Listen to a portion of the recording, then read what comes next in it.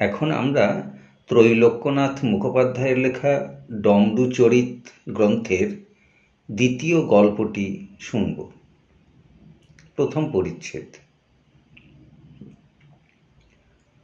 ডমরুধর বলিলেন, হে পূজার সময় সন্ন্যাসী সংকটের গল্পে আমার সম্বন্ধে আরও 2টি বিষয়ের উল্লেখ করিয়াছিলাম, কিন্তু আমার একটু পূর্ব কাহিনী না বলিলে তোমরা সে সমুদয় বিষয় বুঝিতে পারিবে না। আজ যদি কৃত্তিবাস কাশীদাস থাকিতেন, তাহা হইলে আমার বুদ্ধি, আমার বীরত্ব, আমার কীর্তির বিষয়ে তাহারা ছড়া বাঁধিতেন। ঘরে ঘরে লোকে তাহা পাঠ করিয়া কৃতার্থ হইত, আর যাত্রায় যাহারা দূতি সাজে হাত নাড়িয়া নাড়িয়া তাহারা আমার বিষয়ে গান করিত। একদিন রেলগাড়িতে যাইবার সময় শুনিয়াছিলাম যে কে একজন মাইকেল ছিলেন, কে একজন আবার তাহার জীবন চরিত লিখিয়াছেন। এবৎসর আমার বাগানে অনেক কাঁচকলা হইয়াছে, খরিদ্দার নাই। যিনি মাইকেলের জীবন চরিত লিখিয়াছেন, তিনি যদি আমার বিষয়ে সেইরূপ একখানি পুস্তক লেখেন, তাহা হইলে তাহাকে আমি 13 পণ কাঁচকলা দিতে সম্মত আছি। আমার পিতা জমিদারি কাছারিতে মুহুরিগিরি করিতেন।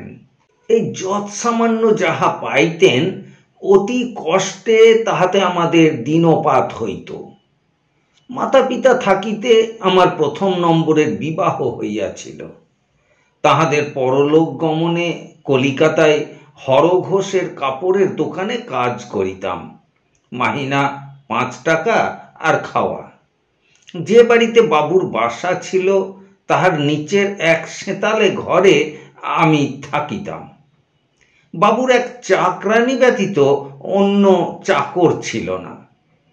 তাহার গৃহিণী স্বয়ং রন্ধন করিতেন। রান্না হইত অন্তত আমার ও ঝিয়ের জন্য মুসুর ডাল ও বেগুন বা আলু বা কুমড়ো ভাজা। মুসুর ডালে কেবল একটু হলুদের রং দেখিতে পাইতাম, ডালের সম্পর্ক তাহাতে থাকিত কিনা সন্দেহ। তাহার পর বলিহারি যায় গৃহিণী হাত। কি করিয়া যে তিনি সেরূপ ঝিঝির পাতের ন্যায় বেগুন কুটিতেন, তাহাই আশ্চর্য। অভ্রের চেয়ে বোধ হয় পাতলা। বাজারে যে চিংড়ি মাছ বিক্রয় হইত না, যাহার বর্ণ লাল হইয়া যাইত, বেলা 1টার সময় কালে ভদ্রে সেই চিংড়ি মাছ আসিত।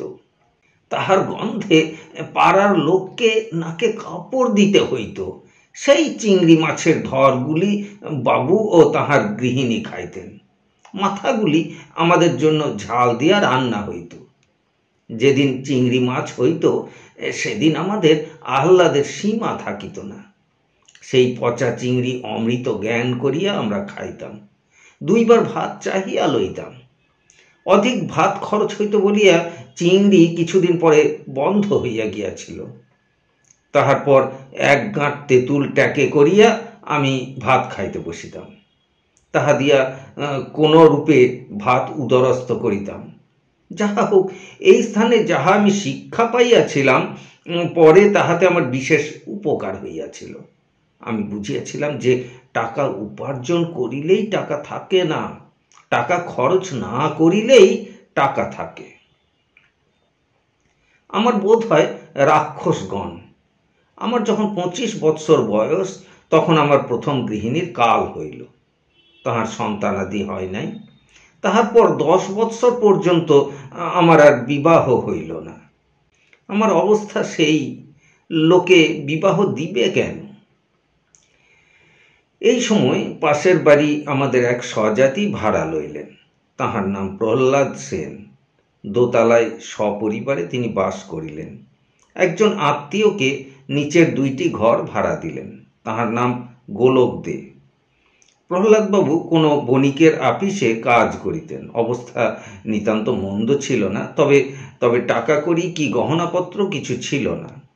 গোলকবাবু সরকারি আফিসে অল্প টাকা বেতনে কেরানিগিরি করিতেন। তাহার পুত্র পশ্চিমে কোথায় কাজ করিতেন। কলিকাতায় তিনি ও তাহার গৃহিণী থাকিতেন।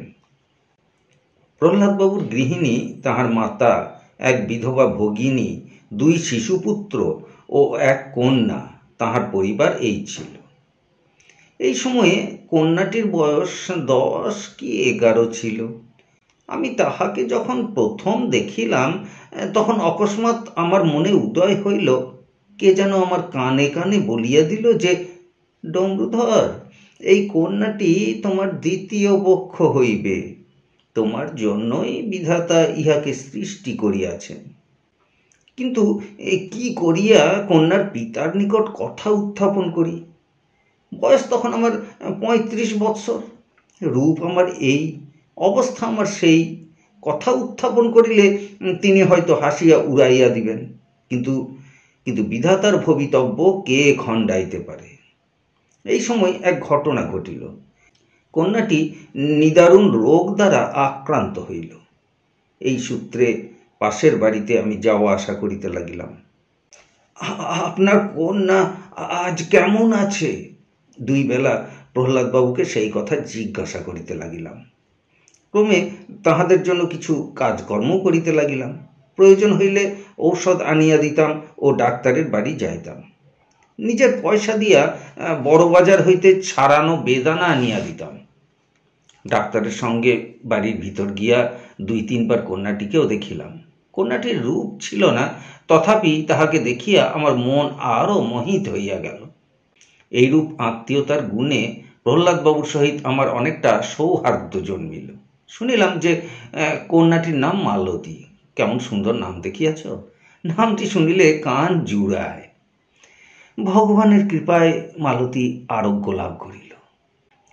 আমাদের ঝিকে মাঝে মাঝে 2-1টি সন্দেশ, 2-1টি রসগোল্লা, 2-1খানি জিলেপি দিয়া বশ করিলাম।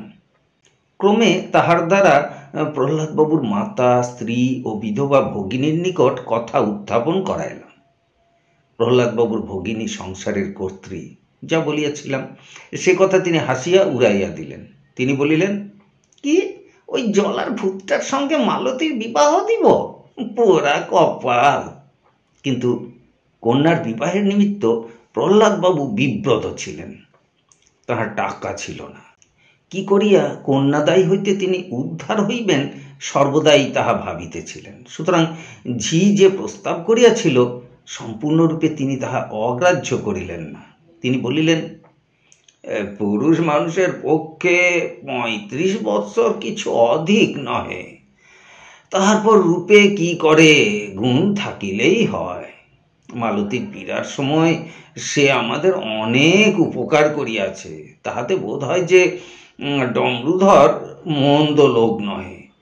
কিন্তু কথা এই যে সে সামান্য বেতনে কাপড়ের দোকানে কাজ করে। পরিবার প্রতিপালন সে কি করিয়া করিবে? এ বিষয়ে পূর্ব হইতেই আমি ঝিকে শিক্ষা দিয়াছিলাম। আমার অবস্থা সম্বন্ধে যখন কথা উঠিল তখন ঝি বলিল যে, দেশে ডমরুবাবুর অনেক জমি আছে, তাহাতে অনেক ধান হয়। আম, কাঁঠাল, নারিকেলেরও অনেক বাগান আছে। বলা বাহুল্য যে এসব কথা সমুদয় মিথ্যা। এ সময়ে আমার কিছুই ছিল না। কন্যার মাতা, পিতা ও পিতামহী এক প্রকার সম্মত হইলেন, কিন্তু প্রহ্লাদবাবুর ভগিনী ক্রমাগত আপত্তি করিতে লাগিলেন। অবশেষে তিনি বলিলেন যে, হবু জামাতার যদি এত সম্পত্তি আছে, তাহা হইলে তাহাকে অন্তত 500 টাকার গহনা দিতে হইবে। শুনিয়া আমি হতাশ হইয়া পড়িলাম। 500 টাকা দূরে থাকুক, তখন আমার 500 কড়াকড়ি ছিল না। কিন্তু মালতী পয়মন্ত কন্যা। এই সময় আমার ভাগ্য খুলিয়া গেল। অভাবনীয় ঘটনাক্রমে আমি 1500-এর অধিক টাকা পাইলাম। আমার আনন্দের সীমা রইল না, কিন্তু মুখ ফুটিয়া আমি আনন্দ প্রকাশ করিতে পারিলাম না। আমার সৌভাগ্যের কথা কাহারও নিকট প্রকাশ করিতে পারিলাম না। আমি আমার গ্রামে যাইলাম। 1300 টাকা কোনো স্থানে লুক্কায়িত রাখিলাম। 200 টাকা লইয়া কলিকাতায় ফিরিয়া আসিলাম। কলিকাতা আসিয়া প্রহ্লাদ বাবুর কন্যাকে আমি 500 টাকার গহনা দিতে স্বীকৃত হইলাম।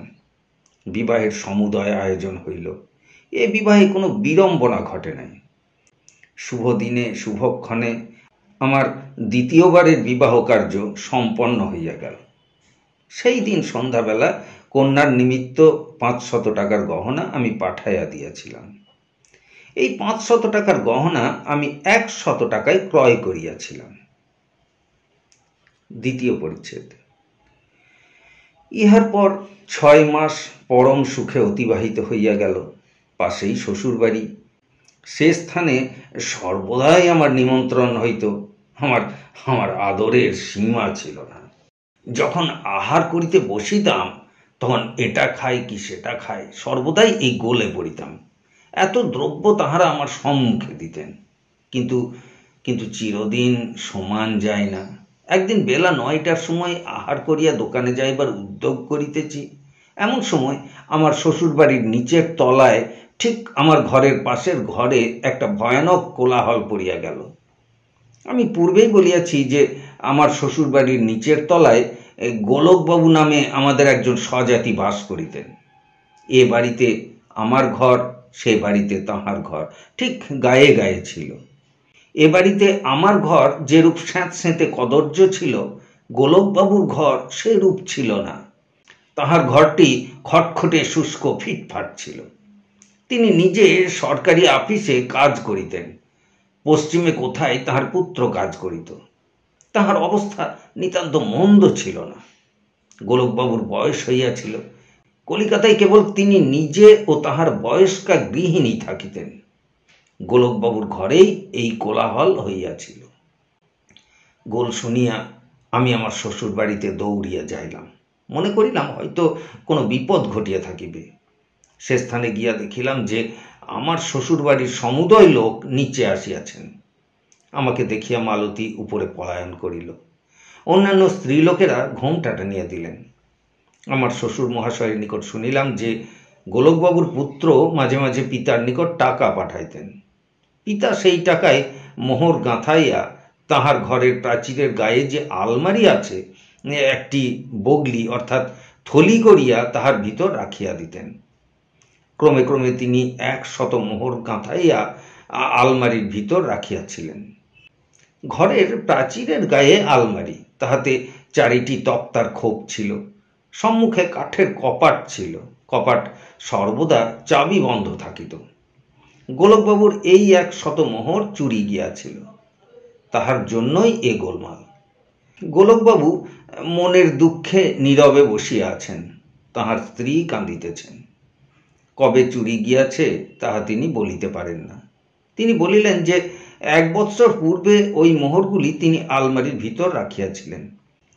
তাহার পর আর তিনি নূতন মোহর ক্রয় করিতে পারেন নাই। তিনি বলিলেন যে এ ঘরে কেবল তিনি ও তাহার স্ত্রী থাকেন, অন্য কেহ এ ঘরে প্রবেশ করে না। সেজন্য কাহাকেও তিনি সন্দেহ করিতে পারেন না। আমার শ্বশুর মহাশয় পুলিশে খবর দিবার প্রস্তাব করিলেন, কিন্তু আমি তাহাতে আপত্তি করিলাম। আমি বলিলাম যে কখন কবে চুরি গিয়াছে তাহার কোনো ঠিক নাই। কাহারও প্রতি গোলকবাবুর সন্দেহ হয় নাই। তখন মিছামিছি পুলিশে আর সংবাদ দিয়া কি হইবে? পুলিশে আর সংবাদ দেওয়া হইল না। সন্ধ্যার পর যখন আমি দোকান হইতে ফিরিয়া আসিলাম, তখন আমার শ্বশুর প্রহ্লাদবাবু আমাকে ডাকিয়া বলিলেন, দণ্ডুধর, বড় বিপদের কথা। পাশের বাড়িতে তুমি যে ঘরে বাস করো আর এ বাড়িতে গোলকবাবু যে ঘরে বাস করেন, এই 2 ঘরের কেবল একটি প্রাচীর। 2 ঘরের কড়ি সেই এক দেয়ালের উপর। গোলকবাবুর ঘরে যে স্থানে আলমারি আছে সে স্থানে দেওয়ালটি কাজেই অতিশয় পাতলা। আজ তিনি আলমারির ভিতর ভালো করিয়া অনুসন্ধান করিতেছিলেন। যে স্থানে তিনি মোহর রাখিয়াছিলেন তাহার হাত লাগিতেই সেই স্থানে দেওয়ালটি ভাঙিয়া গেল। তখন তিনি দেখিলেন যে সে স্থানে দেওয়ালে ইট ছিল না, কেবল একটু বালি খাম ছিল। সেই বালি ভাঙিয়া প্রাচীরে ফুটা হইয়া গেল। 2 ঘরের এক দেওয়াল, সুতরাং সেই ছিদ্র তোমার ঘরেও হইল। তোমার উপর এখন বিলক্ষণ সন্দেহ হইয়াছে। যদি মোহরগুলি তুমি বাপু লইয়া থাকো, তাহা হইলে আস্তে আস্তে ফিরাইয়া দাও, তাহা হইলে সকল কথা মিটিয়া যাইবে, তা না হইলে বড় গোলমাল হইবে। এই কথা শুনিয়া আমি যেন আকাশ হইতে পড়িলাম। আমি বলিলাম, সে কি মহাশয়, আমি ভদ্র সন্তান, আমি চোর নই। তারপর আপনি আমার শ্বশুর, আমাকে ওরূপ কথা বলিবেন না। তারপর গোলকবাবু নিজে এবং তাহার গৃহিণী আমাকে অনেক মিনতি করিয়া বলিলেন, বাপু, ভুল ভ্রান্তিক্রমে যদি মোহরগুলি তোমার হাতে পড়িয়া থাকে, তামাশা করিয়া যদি রাখিয়া থাকো, তাহা হইলে ফিরিয়া দাও, তোমার পায়ে পড়ি, মোহরগুলি ফিরাইয়া দাও। তাহাদের উপর আমি রাগিয়া উঠিলাম। আমি বলিলাম যে, আমাকে আপনারা চোর বলেন, আপনারা ভালো মানুষ নহেন, ইত্যাদি। ক্রমে এ কথা আমার মনিব হরঘোষের কানে উঠিল। মোহর ফিরিয়া দিতে তিনিও আমাকে অনেক অনুরোধ করিলেন।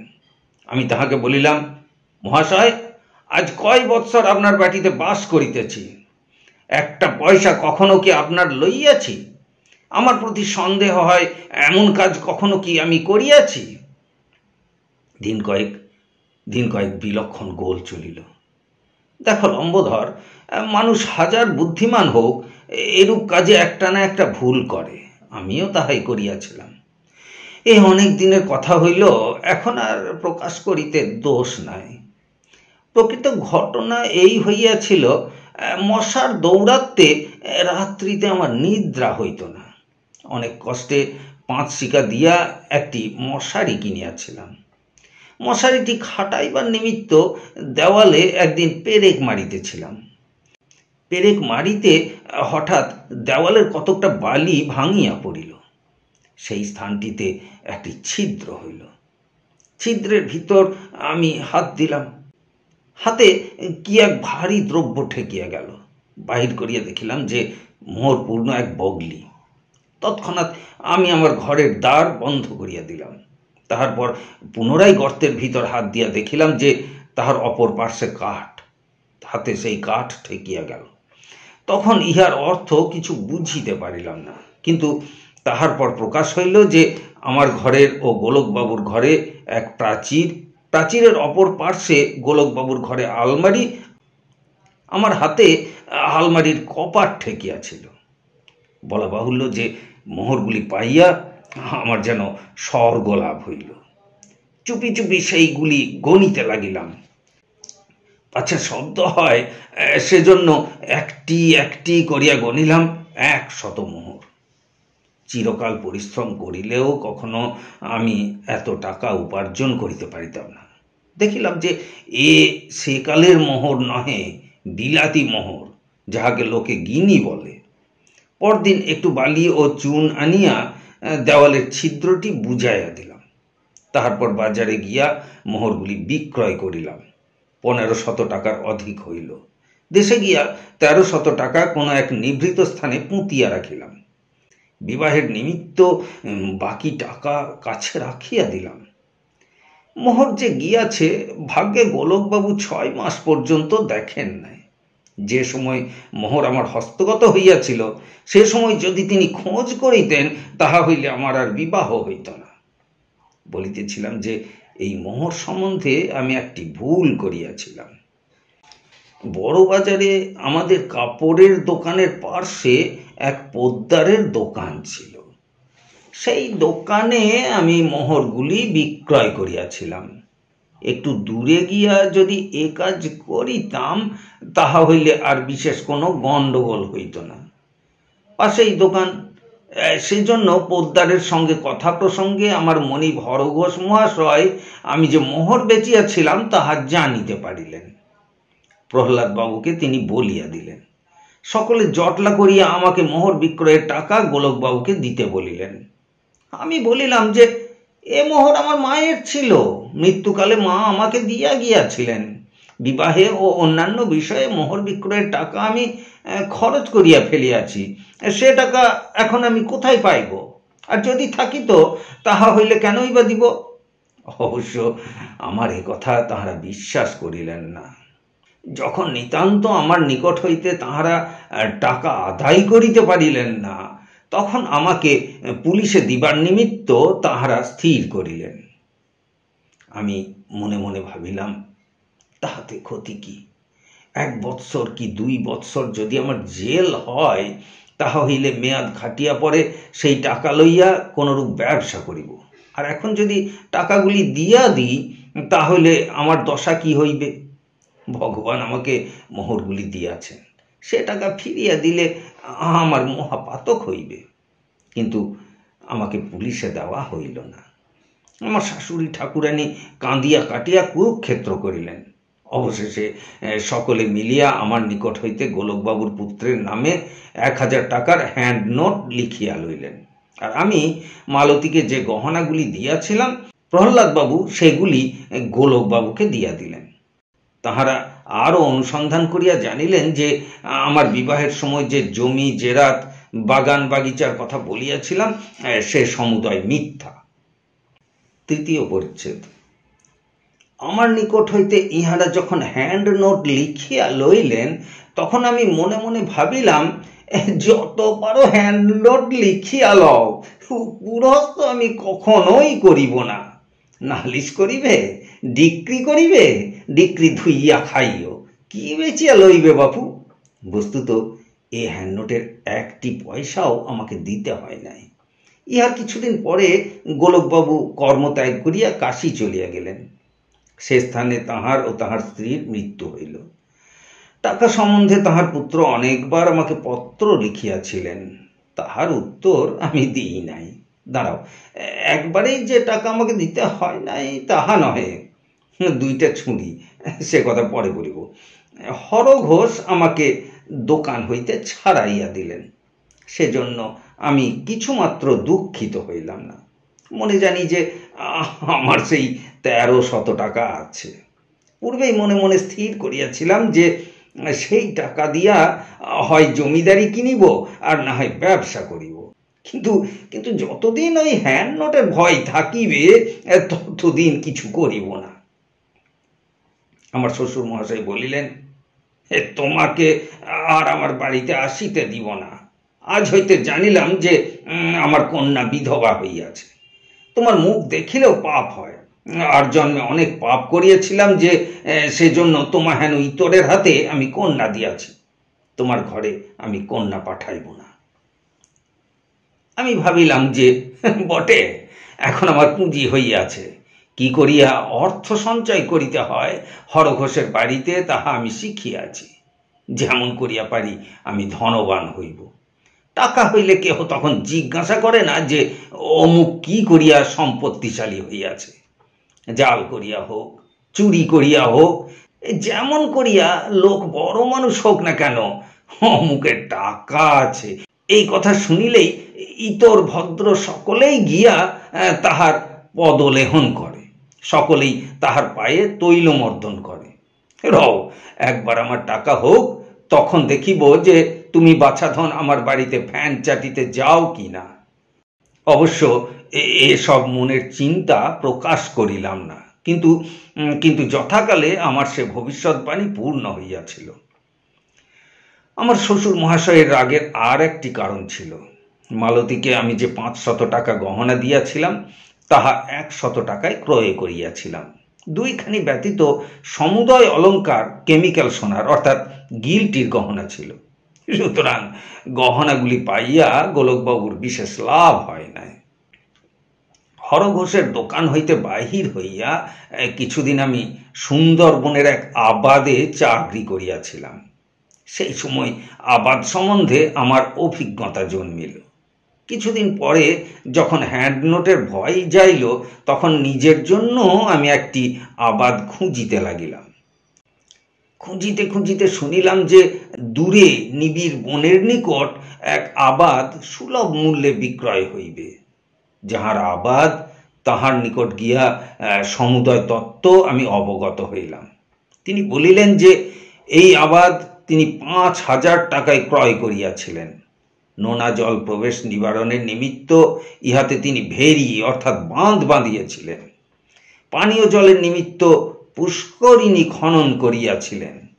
বন পরিষ্কার করিয়াছিলেন, 2-4 ঘর প্রজাও বসাইয়াছিলেন, কিন্তু সহসা তাহার বাঁধ কয়েক স্থানে ভাঙিয়া গেল।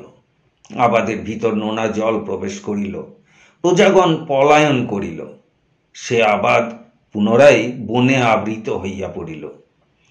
পুনরায় উঠিত করিবার টাকা তাহার নাই, সেজন্য তিনি আবাদ বিক্রয় করিয়া ফেলিবেন। এই সম্পত্তি তিনি 5,000 টাকায় ক্রয় করিয়াছিলেন, এক্ষণে 1,000 টাকা পাইলে ছাড়িয়া দিবেন। আমি একখানি নৌকা ভাড়া করিয়া সে স্থান দেখিতে যাইলাম, কিন্তু বাঘের ভয়ে নৌকা হইতে নিচে নামিলাম না। এ অঞ্চলে তখন অধিক আবাদ হয় নাই, চারিদিক বনে আবৃত ছিল, সেজন্য বিলক্ষণ বাঘের ভয় ছিল। নৌকার উপর হইতে স্থানটি দেখিয়া আমার মনোনীত হইল। মনে ভাবিলাম যে একটু বিপদের আশঙ্কা না থাকিলে এরূপ সম্পত্তি 1,000 টাকায় পাওয়া যায় না। মোহর প্রদান করিয়া ভগবান আমার প্রতি কৃপা প্রকাশ করিয়াছেন, আমার পর্দা খুলিয়া গিয়াছে। একটু যত্ন করিলেই এই আবাদে পরে সোনা ফলিবে। আরও ভাবিলাম যে আমার কাছে পূর্ব হইতেই 1300 টাকা ছিল, তাহার পর আবাদে কাজ করিয়া আরও 500 টাকা সঞ্চয় করিয়াছি। 1,000 টাকা দিয়া সম্পত্তি ক্রয় করিলে আমার কাছে 800 টাকা থাকিবে। ভেড়ি বাঁধিতে, বন কাটিতে, প্রজা বসাইতে এই 800 টাকা খরচ করিব। তাহার পর মাছের তেলে মাছ ভাজিব, অর্থাৎ ইহার আয় হইতেই বাকি ভূমি উঠিত করিব। এইরূপ ভাবিয়া চিন্তিয়া সে বিষয় আমি ক্রয় করিলাম। তারপর শুনো বিপত্তির কথা। আবাদে কাজ করিবার সময় একজন সাঁইয়ের সহিত আমার আলাপ হইয়াছিল। মন্ত্র বলে যাহারা বাঘ দূর করিতে পারে, এরূপ লোককে সাঁই বলে। বড় গোছের একখানি নৌকা ভাড়া করিলাম, তাহাতে 6 জন মাঝি ছিল। আবাদে কোথায় কি করিতে হইবে তাহা দেখিবার নিমিত্ত সাঁই ও আমি যাত্রা করিলাম। আমার আবাদের পাশেই এক গাং ছিল। এই নদী দিয়া পূর্ব ও পশ্চিমবঙ্গের নৌকা যাতায়াত করিত। আমি ও সাঁই ও 3 জন মাঝি লাঠি সোটা লইয়া নৌকা হইতে নামিলাম। আবাদের এদিক ওদিক কিয়ৎ পরিমাণে ভ্রমণ করিলাম। অনেক ভূমি বনে আবৃত, সকল স্থান দেখিতে পারিলাম না। যে যে স্থানে বাঁধ ভাঙিয়া গিয়াছিল তাহা দেখিলাম। পুষ্করিণীটি উচ্চ ভূমিতে ছিল, তবুও কতক পরিমাণে তাহার ভিতর জোয়ারের নোনা জল প্রবেশ করিয়াছিল। যে কয়জন কৃষক বাস করিয়াছিল, একখানি ব্যতীত আর সকলের ঘর ভূমিসাৎ হইয়া গিয়াছিল। সেই একখানি ঘরের ভিতর প্রবেশ করিতে আমার ইচ্ছা হইল, কিন্তু একটু আগে গিয়া দেখিলাম যে একটি মৃত ব্যাঘ্র সেই স্থানে পড়িয়া রহিয়াছে। কিছুক্ষণ তাহার নিকট দাঁড়াইয়া আমরা দেখিতে লাগিলাম। আমার সাঁই বলিল যে এ ব্যাঘ্রটিকে অন্য কোনো সাঁই মন্ত্র বলে বধ করিয়া থাকিবে, কারণ ইহার শরীরে গুলি অথবা অন্য কোনো অস্ত্র চিহ্ন নাই। তাহার পর কৃষকের ভগ্ন গৃহ অভিমুখে আমরা গমন করিলাম। এ ঘরখানির চারিদিকে প্রাচীর ও উপরে চাল ছিল, কিন্তু ঘরের দ্বারে আগর অথবা কপাট ছিল না। যেই আমরা দ্বারের নিকট দাঁড়াইয়াছি, আর ঘরের ভিতরে বনবন করিয়া শব্দ হইতে লাগিল। প্রথম মনে করিলাম যে লক্ষ লক্ষ মৌমাছির গুনগুন রব। ভিতরে হয়তো বৃহৎ একটি চাক হইয়াছে, কিন্তু পরক্ষণেই যাহা দেখিলাম তাহাতে ঘোরতর আশ্চর্যান্বিত হইলাম। কালো কালো চড়াই পাখির ন্যায় শত শত কি সব দেওয়ালের গায়ে বসিয়া আছে। তাহাদের সর্বশরীর কালো, কিন্তু পেটগুলি রক্তবর্ণের। তাহাতেই 2টি করিয়া ডানা আছে, উড়িবার নিমিত্ত ডানাগুলি নাড়িতেছে। তাহাতেই এইরূপ বন বন শব্দ হইতেছে।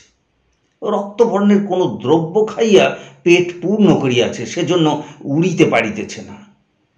এ কি জীব? কিছুই আমরা বুঝিতে পারিলাম না। যে জীব হোক, এই জীবই রক্তপান করিয়া ব্যাঘ্রটিকে বধ করিয়া থাকিবে। এই সময়ে সাঁই এক বড় নির্বোধের কাজ করিয়া বসিল। লাঠি দ্বারা মাটিতে আঘাত করিয়া শব্দ করিল। 10 জীব যাহারা সম্পূর্ণভাবে উদর পূর্ণ করিয়া রক্তপান করে নাই, প্রাচীরের গা হইতে উড্ডীয়মান হইল। সাঁই সকলের অগ্রে ছিল। জীব কয়টি তাহার গায়ে আসিয়া বসিল। প্রাণ গেল বলিয়া সাঁই দৌড়িল। 10 হাত যাইতে না যাইতেই সাঁই ভূতলে পতিত হইয়া ছটফট করিতে লাগিল। চতুর্থ পরিচ্ছেদ। ডমরুধর বলিতে লাগিলেন, আমরা দেখিলাম যে সাঁইয়ের গায়ে 10-12টি কালো জীব বসিয়াছে। যাতনায় সাঁই ছটফট করিতেছে। লাঠি দিয়া আমি সেই জীবগুলিকে তাড়াইতে চেষ্টা করিলাম। আমার লাঠির আঘাতে সাঁইয়ের দেহ হইতে 3টি জীব উড্ডীয়মান হইল। তাহাদের একটি আমার গায়ে বসিতে আসিল। সবলে তাহার উপর আমি লাঠি মারিলাম। লাঠির আঘাতে জীবটি মৃত হইয়া মাটিতে পড়িয়া গেল। আমি তাহার মৃতদেহ তুলিয়া লইলাম। ইতিমধ্যে আর 2টি জীব একজন মাঝির গায়ে গিয়া বসিল। মাঝি চিৎকার করিয়া উঠিল। 10-12 হাত দৌড়িয়া গিয়া সেও মাটিতে পড়িয়া ছটফট করিতে লাগিল। আমি সাঁইয়ের দিকে চাহিয়া দেখিলাম যে সাঁই জীবিত নাই, সাঁই মরিয়া গিয়াছে। আমি বুঝিলাম যে এ জীব কেবল যে রক্তপান করে তাহা নহে, ইহার ভয়ানক বিষও আছে।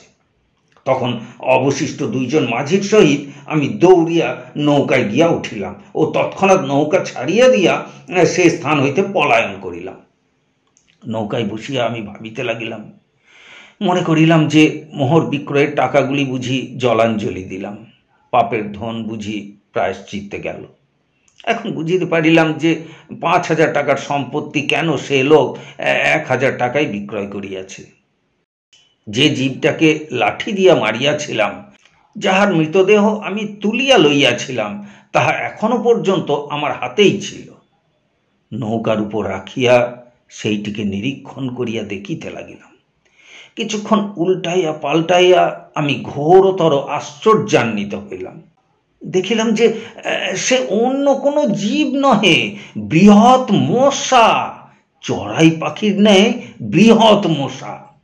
মশা যে এত বড় হয় তাহা কখনো শুনি নাই।